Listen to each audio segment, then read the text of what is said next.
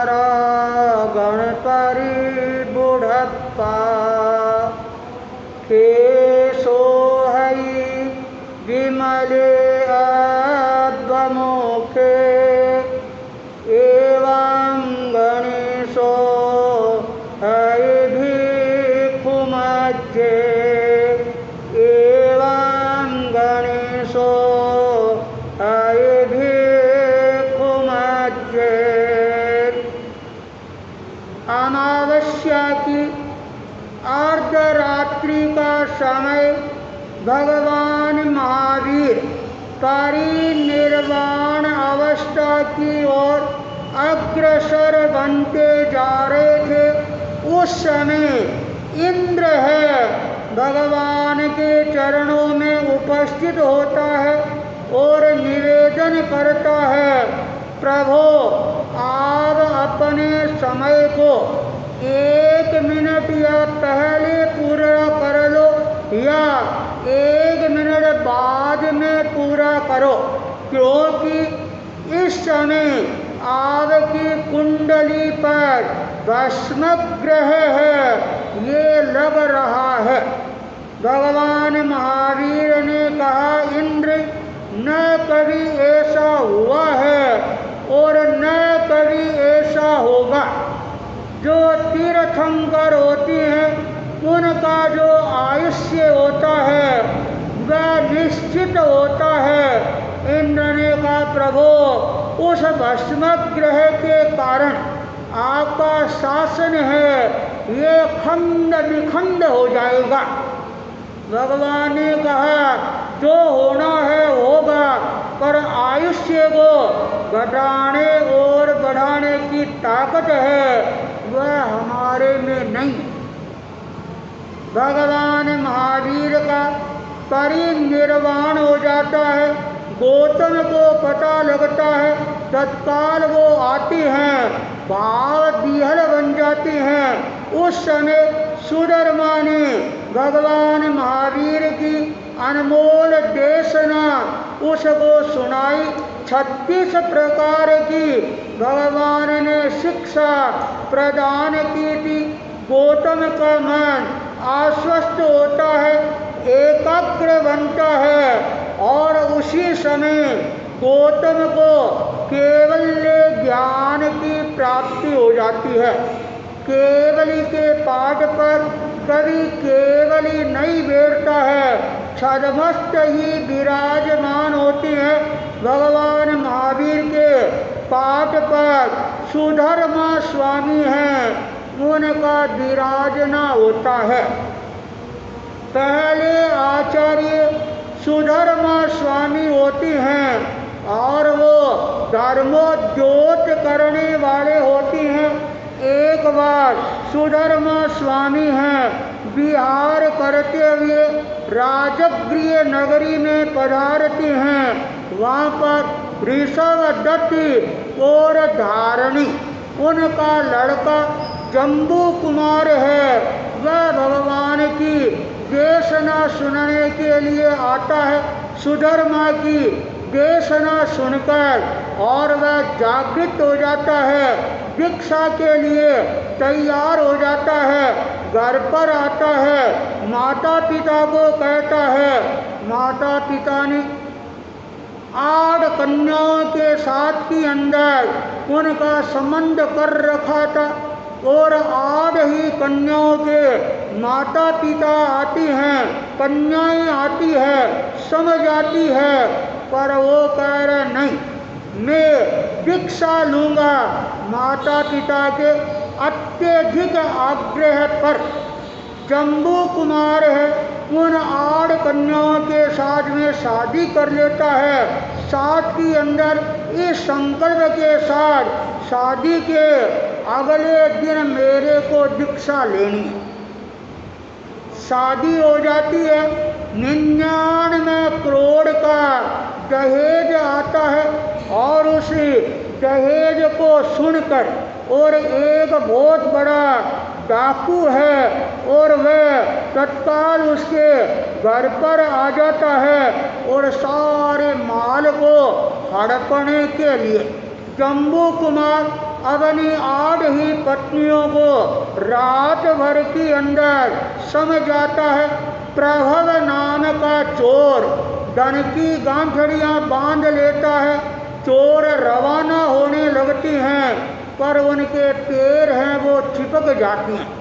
तब प्रभव ने देखा, क्या बात है, ऊपर प्रकाश आ रहा था, वहाँ जाता है तो देख रहा है 8 कन्या, और बीच में वो जम्बू कुमार उन कन्याओं को दृष्टांत देकर समझा रहा है।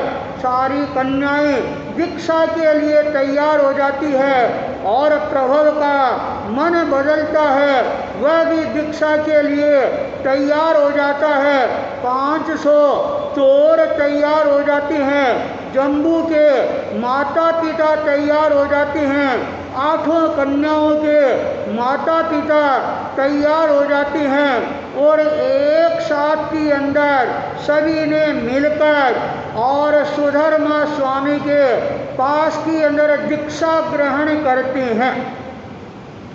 कुछ समय बाद सुधर्मा स्वामी के पाद पर जम्बू स्वामी हैं वो विराजमान होते हैं, और जम्बू स्वामी अपने जीवन के अंदर धर्मोद्योत करते हैं, और इस पंचम काल के अंदर इस मोक्ष के द्वार को बंद करने वाले जम्बू स्वामी होते हैं। उनके पाठ पर प्रभव स्वामी हैं वो विराजमान होते हैं, जो 14 पूर्वधर कहलाते हैं।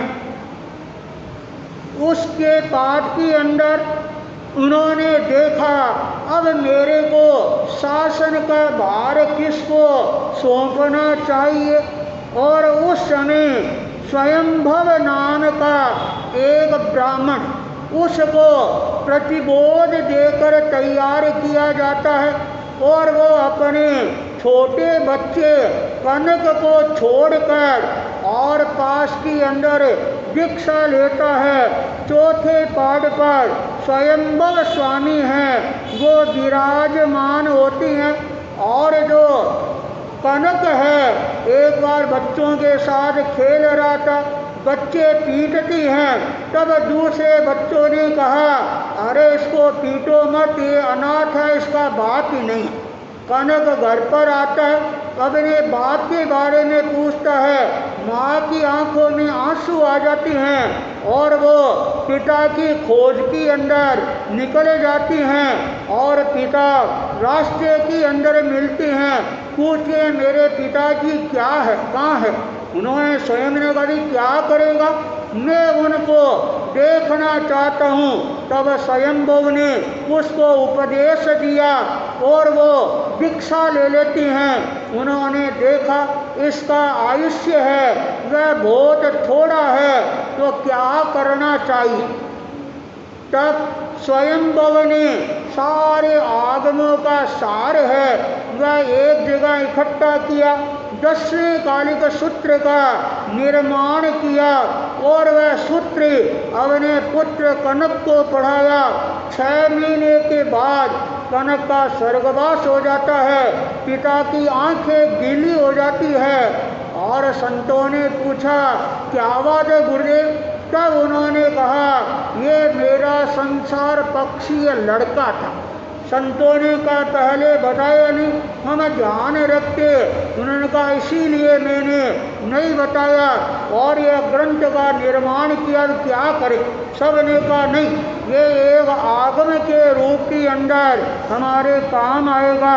और आज भी छोटे संत होती हैं, उनको ये सिखाया जाता है। स्वयंभव के बाद के अंदर संघ के अंदर एक समस्या आ जाती है, आचार्य पद किसको दिया जाए।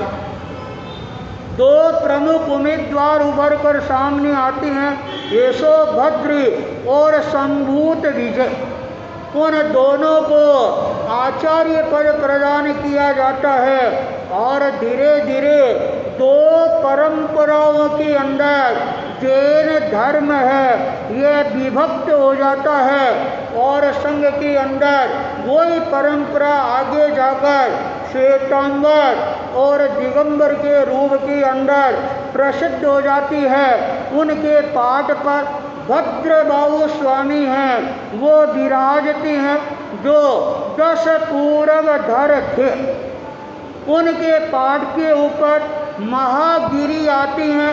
महागिरी के पाठ पर आचार्य सुवस्ति आती हैं और उस समय भयंकरतम अकाल पड़ता है 12 वर्षों का। उस समय संत लोग भिक्षा लेकर आती हैं और एक गरीब बच्चा वह रोता रोता संतों के ठिकाने आ जाता है और भोजन का आग्रह करता है। तब आचार्यवर ने उसको दीक्षा की प्रेरणा दी और वह दीक्षा ले लेता है, भोजन करता है, मन में शांति होती है और उसी रात उसका प्राणांत हो जाता है और वह बच्चा आगे जाकर संप्रति राजा के रूप के अंदर जन्म लेता है। और आचार्य सुवस्ति को देखते ही उसको जाति स्मरण ज्ञान हो जाता है, वो उनका परम भगत बन जाता है और अशुद्ध आहार है उसका दान देना प्रारंभ कर देता है। आचार्यवर भी लेते रहते हैं। धर्म संघ में शिथिलता है, ये प्रवेश कर जाती है। लोगों को आकर्षित करने के लिए मंदिरों का निर्माण है, यह होना प्रारंभ हो जाता है। और संप्रति ने यह संकल्प कर लिया, जब तक मैं एक मंदिर की नींव नहीं रखूंगा तब तक मैं मन मुंह में अन्न जल ग्रहण नहीं करूंगा। आज जितने भी प्राचीन जैन मंदिर मिल रही हैं सब के सभी राजा संप्रति काल के मिल रहे हैं। उनके बाद के अंदर श्यामाचार्य आती हैं और उनके पाठ पर पालकाचार्य का पदार्पण होता है। बड़े प्रभावशाली कालकाचार्य थे और जब संवत्सरी का दिन आता है और उस दिन राजा के पास जाते हैं और कहते हैं, राजन संवत्सरी को उपवास करना और ये करना। राजा ने कहा, महाराज संवत्सरी पंचमी के दिन नहीं, उस दिन तो हमारे यहाँ बहुत बड़ा महोत्सव है, हम ये कार्य नहीं कर सकती हैं। आप यदि या तो संवत्सरी को छठ को कर दो या चौथ को कर दो।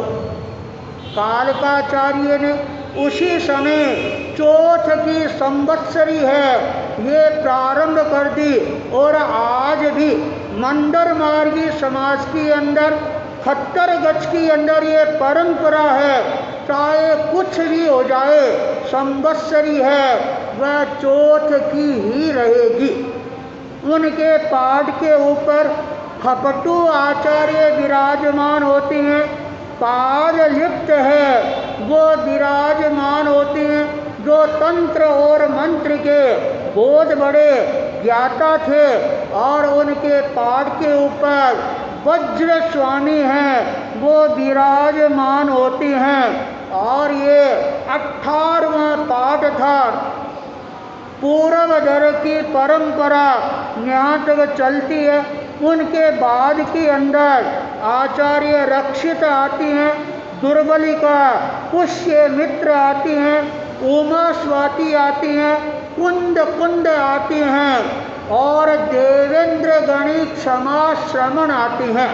ये भगवान महावीर के 27 पाठ है, ये शुद्ध चलती हैं। और उसके बाद के अंदर धर्म संघ है और ज़्यादा विभक्त है, ये होना प्रारंभ हो जाता है। और उसके बाद के अंदर प्रभावक आचार्यों का युग है, ये प्रारंभ हो जाता है।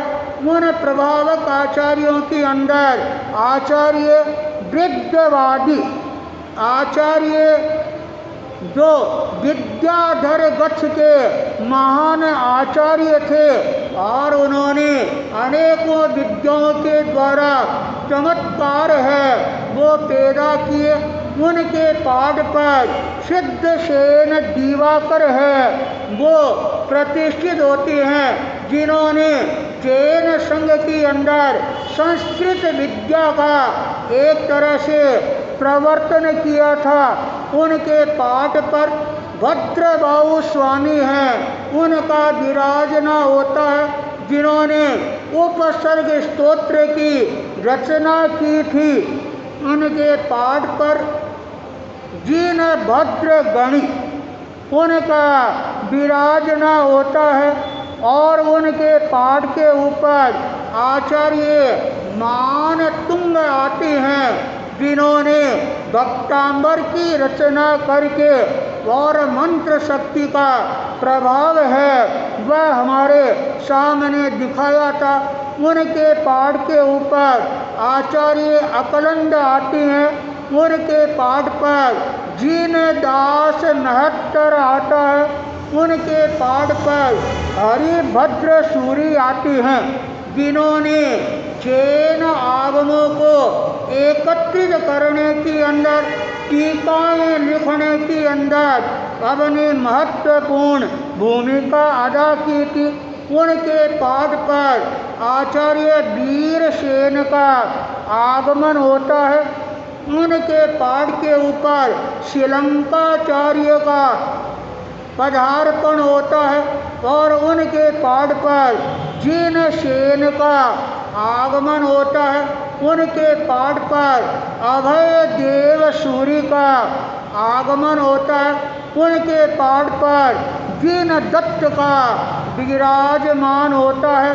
उनके पाठ पर आचार्य हेमचंद्र का आगमन होता है, जिन्होंने गुजरात प्रदेश के अंदर राजा कुमार पाल को प्रतिबोध देकर और जैन धर्म का अनुयायी है वह बनाया था। पूरे गुजरात के अंदर आचार्य हेमचंद्र का बहुत बड़ा प्रभाव था और वह प्रभाव आज भी 36 कोम के अंदर नजर आता है।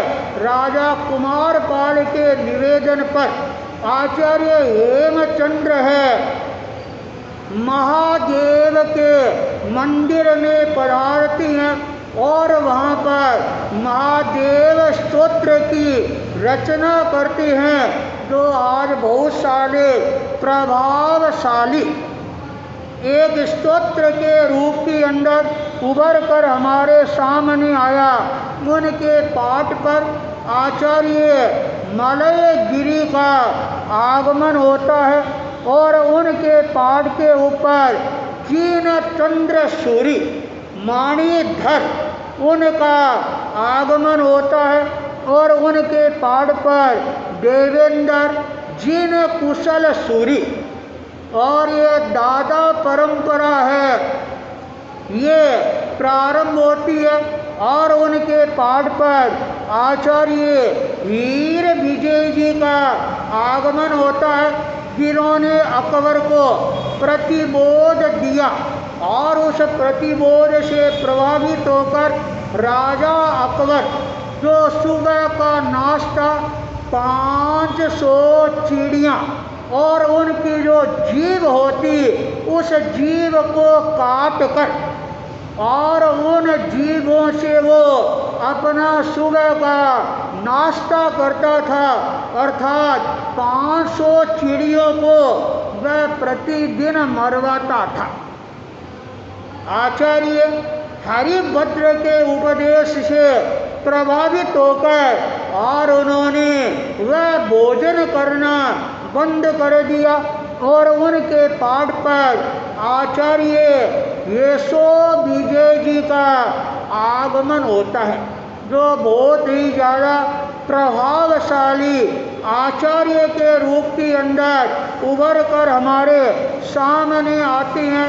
और यूँ करते करते जैन धर्म है ह्रास और विकास, इन दोनों का इतिहास है वह लिखता जाता है और धीरे धीरे आगे बढ़ते बढ़ते लोमका शाह नाम के एक बहुत बड़े श्रावक उभर कर सामने आया, जिनकी जन्मभूमि अरहटवाड़ा मारवाड़ के पास की अंदर गोड़वान प्रदेश के अंदर था। उनका जो व्यापार है वह अहमदाबाद के अंदर था और उनकी हस्तकला है ये बड़ी बेजोड़ थी। अक्षर है वो मोती की तरह थे। तो जो येती लोग होते आगमों की पढ़तियाँ लिखने के लिए उनको देते और वो आगम को पढ़ते और देखते। साधुओं का आचार है आगमों के अनुसार नहीं। उन्होंने दो दो प्रतियाँ बनानी प्रारंभ कर दी, एक दिन में और एक रात में। लोमका शाह बाहर गए हुए थे, जत्ती जी आती हैं और कहते वो प्रति लिखती हो तो हमारे को दे दो। लोमका शाह की घरवाली ने कहा कौन सी प्रति दूं, दिन वाली या रात वाली। यह बात सुनकर वो चौंक जाती हैं और यह दिन वाली और रात वाली क्या है। तब उनको पता लगा ये दो दो प्रतियाँ लिखती हैं। उसके बाद उन्होंने उनको आगम लिखने के लिए देने बंद कर दिए। लोमका शाह जागृत होते हैं और 45 व्यक्तियों को प्रतिबोध देती हैं, दीक्षा प्रदान करवाती हैं, शुद्ध संयम की ओर आगे बढ़ाती हैं। पर आगे जाकर उनमें भी शिथिलता आ जाती है और उनका जो पंथ है वह लोमका गच्छ है ये कहलाना प्रारंभ हो जाता है। उसके पाठ के ऊपर आगे जाकर लावजी ऋषि उनका आगमन होता है, जो सूरत के थे और अपनी माता के गर्भ में ही माता के मुखार बिंद से सुनकर उन्होंने प्रतिक्रमण है वह याद कर लिया था। उनके पाठ के ऊपर आचार्य धर्म सिंह का आगमन होता है और धर्म सिंह बड़े प्रभावशाली आचार्य के रूप के अंदर आए और एक आचार्य हुए धर्मदास। दोनों गोचरी के लिए जाती हैं और एक बहिन गोचरी के समय अपनी रसोई खोलती है। जब दोनों शिष्य गोचरी के लिए रवाना हुए तो आचार्य वर ने कहा पहली बार जो तुम्हारे को मिले और वही लेकर आ जाना। रसोई खोलती है, संत पहुंच गए और कहा बहन क्या सूझत है।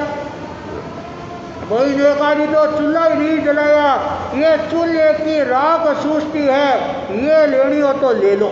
मुट्ठी भरकर वो राख बहर आती है, हवा आती है, थोड़ी राख पात्री में आ जाती है और थोड़ी उड़ जाती है। दूसरा चेला एक घर के अंदर गोचरी के लिए जाता है और वहाँ पर उसको गर्मा गर्म बने हुए लड्डू मिलती है। 4 लड्डू है वो लेकर आती हैं, गुरु को दिखाती हैं। धर्म सिंह ने कहा राख है, वह उड़ गई। तब आचार्य वर ने कहा तेरा नाम है, इतने शिष्य होंगे सारे संसार में प्रसिद्ध हो जाएगा। दूसरे ने कहा लड्डू मिले हैं, ये चिपक गए। आचार्य वर ने कहा तेरे 4 चेले होंगे पर वो बड़े प्रभावशाली होंगे। जो आचार्य ने कहा वो बात सही मिलती है। धर्म सिंह के 100 शिष्य होती हैं। जब वृद्ध अवस्था आती है तब समस्या आती है आचार्य पद किसको दिया जाए। उम्मीदवार अनेकों हो गए। तब आचार्य वर ने सबको शांत करते हुए 22 शिष्यों को एक साथ के अंदर आचार्य बनाया। 100 में से 22 आचार्य बन गए तो आप कल्पना कर सकते हो एक आचार्य के कितने शिष्य पांति आए, किसी के 3, किसी के 2, किसी के 4, और 22 टुकड़ों में विभक्त हो गया। इसलिए उस संघ का नाम पड़ गया 22 टोड़ा। उस समय एक संघ को टोड़े के रूप में पुकारा जाता था, तो 22 टोड़ा। और ये लोग पुराने मकानों के अंदर रहते थे, ढूंढों में रहते थे, इसलिए लोग उनको ढूंढिया कहकर भी पुकारते थे। धीरे धीरे संघ है वह बिखर जाता है और उनके पाठ पर आगे जाकर एक बहुत बड़े आचार्य हैं, वो आचार्य पाठ के ऊपर विराजमान होते हैं और वो आचार्य भूधर जी के नाम से प्रसिद्ध होते हैं। उन्होंने सारे संघ को एक बाड़े के अंदर या एक पेड़ के नीचे इकट्ठा किया, सारा संघ है वह एक हो जाता है। पर समस्या तब उभर कर आती है जब अंतिम समय में संथारे के समय के अंदर आचार्य पद को लेकर समस्या आ जाती है। तब उन्होंने कहा, अरे तुम सब शांत रहो, मेरा यह संतारा संपन्न हो जाए, उसके बाद में जिनको आचार्य बनना हो आचार्य बन जाना। और उन आचार्यों के बड़े प्रभावशाली शिष्य थे आचार्य रघुनाथ जी, जयमल जी, उदयराम जी। और धीरे धीरे ये निर्णय किया गया, चातुर्मास काल पूरा हो रहा है, जल्दी नज़दीक आ रहा है, एक बार सब चातुर्मास के लिए चले जाओ, फिर जोधपुर में मिलेंगे और आचार्य पद प्रतिष्ठित करेंगे। आचार्य रघुनाथ जी अपनी जन्मभूमि सोजत चातुर्मास करती हैं, जयमल जी नागौर चातुर्मास करते हैं। और चातुर्मास पूरा होने वाला उस समय आगम के अंदर एक पाठ आता है, 6 महीने से ज़्यादा संग बिना आचार्य के नहीं रहे। आचार्य रघुनाथ जी सारे शिष्य उनके पीछे लगे, श्रावक लोग पीछे लगे, उनको आचार्य बना दिया। जब जोधपुर के अंदर संघ इकट्ठा होता है, सब ने उसको मानने से इनकार कर दिया। मंडोर मंडी के अंदर आचार्य जयमल जी के ताज में सारे संत इकट्ठे हो गए और कहा, हम उनको आचार्य नहीं मानते। आचार्य जयमल जी का नहीं, पहले अपन चलते हैं, उनसे बात करते हैं। सिंह तोड़ के अंदर जोधपुर में सारा संघ इकट्ठा होता है। आचार्य रघुनाथ जी ने कहा, मेरे को आचार्य बनना नहीं था, पर ये आगम का पाठ है, इसलिए ये पद मेरे पास आया है। और तत्काल वो अपनी चद्दर है उसको उतारती हैं और उसके 2 टुकड़े कर देती हैं।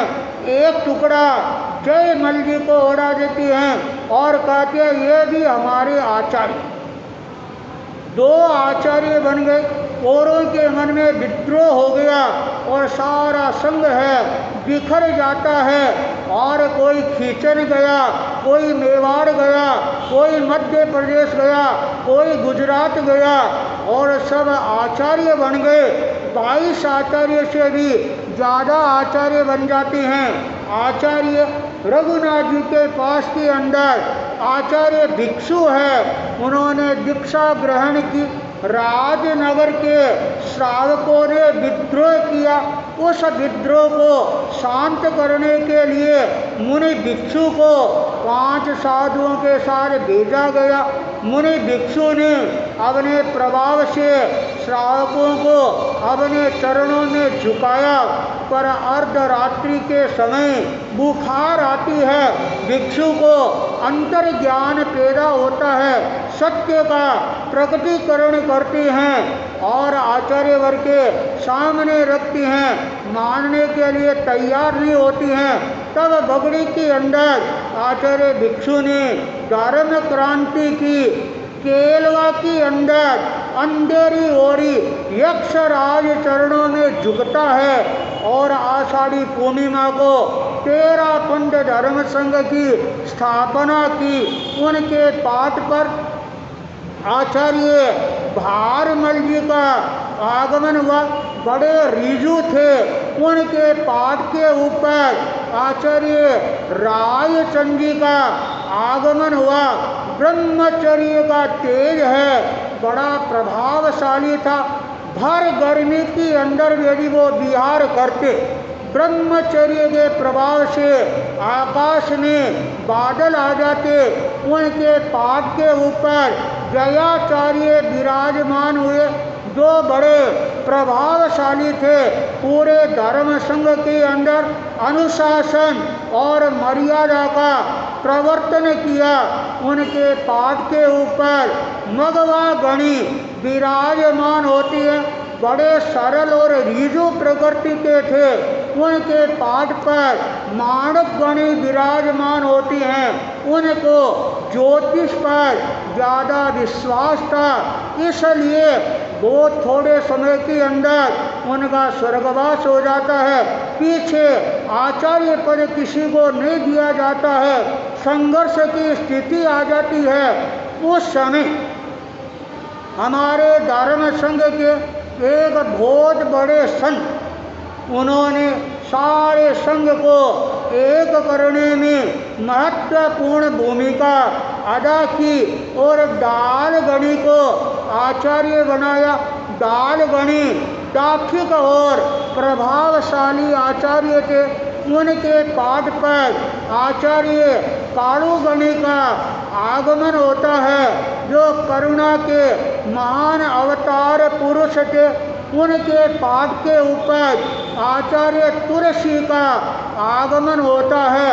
22 वर्ष की अवस्था में आचार्य बन जाना उस समय एक चमत्कार माना जाता था। 12 वर्षों तक थड़ी प्रदेश में रहकर साधु साध्वियाँ श्रावक श्राविकाओं को मजबूत बनाने में शक्ति का नियोजन किया।